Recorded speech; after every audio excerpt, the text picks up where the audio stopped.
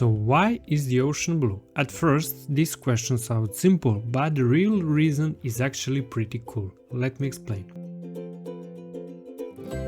We have sunlight, which looks white, but it's made of many colors. And when that sunlight hits the ocean, water absorbs most colors like red, orange and yellow.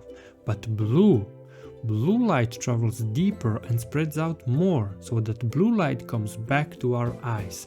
And that's the reason why we see ocean in blue color. But then, why does the ocean sometimes look green instead of blue? Well, that actually happens when there's a lot of tiny plants in the water called phytoplankton. They contain chlorophyll, which reflects green light. So when there's more of them, the ocean shifts from blue to green. Now, here's the bigger question. Why does the ocean color matter to us or to scientists? Because ocean color is like a health signal. By looking at the color from satellites, scientists can track plankton, pollution and even climate change. So the ocean isn't just beautiful, it's constantly also giving us information on how to keep it as beautiful as it is.